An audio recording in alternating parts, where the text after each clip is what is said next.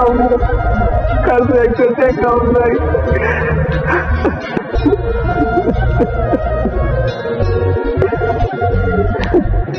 ভাইজান, কি হয়েছে আপনার? আপনি আপনার রাস্তার মধ্যে বয়ে বয়ে কাঁদতেছেন কেন? আরে ভাই, আমি আপনারই কইতাছি, কি হয়েছে? আপনি এমনি কাঁদতেছেন কেন রাস্তার মধ্যে?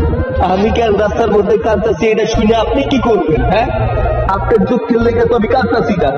আপনার যদি আমার মতো দুঃখ থাকে তাহলে আপনি আমার মতো কাঁদবেন কেন? আপনার দুঃখ কি আমার দুঃখের চেয়েও অনেক বেশি? আপনার দুঃখ কষ্ট আছে? আমি তো ভাবতাম এই তো মেয়ের জন্ম দুঃখী আমি, আমার মতো দুঃখ কষ্টের মানুষ আর একটাও নাই। দুঃখ আমার নাই?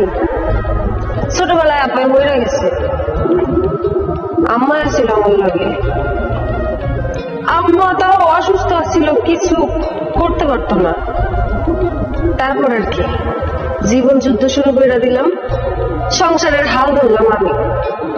আম্মারে নিয়ে প্রথম দিকে একটু ভিক্ষা টিক্ষা করে টইরা খাইতাম। মানুষে কি কইতো জানেন? কইতো তোর হাত আছে, ভাও আছে, কাম করে না, খাস না কেন? যাই হোক, এইসব বাদ দেন। আপনি বলেন তো আপনার কি হয়েছে? আপনি তো ঠিক কথাই কইছে, কিন্তু আপনার কাছে তো আপনার মা আছে, আপনার কাছে তো তাও নাই। কেউ নেই মানে? ভাই, আপনার আসলে কি হয়েছে আমাকে একটু খুলে বলতো। আমার কি হয়েছে আপনি শুনতে চান? তাহলে শুনেন। আমার কুলার যদি তোর মতো এতিম ছোট লোকরা হিসাব দেখে, তাইলে আমার কুলা সহ্য করতে পারবে, আর এই পরিবেশের সাথে তারা মানিয়ে নিতেও পারবো না। তাই তোর এই বাড়ির থেকে চইলা দেখি, তুই হইছ আমার সতীনের কুলা। আর শুন, তোর মা মরার সময় তুইও যদি তার জন্য বইলা দেখি, আপদ বিদায় হইব।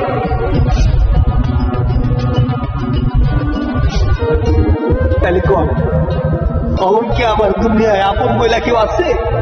কেনাই কইছে আপনার কেউ নেই? যার কেউ নেই তার আছে আল্লাহ। আল্লাহ সবার জন্য ঠিকই একটা না একটা ব্যবস্থা করে রাখেন। আচ্ছা, এখন আপনি কি করবেন, কই যাবেন, কোনো সিদ্ধান্ত নিছেন?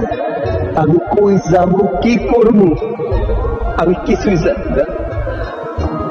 ওই উপরওয়ালা আছে, একটা না একটা ব্যবস্থা তো করে দিই। বুঝতে পারছি। ওই উপরওয়ালা হয়তো আপনার একটা ব্যবস্থা করার লাগে আমার পাঠাইছে।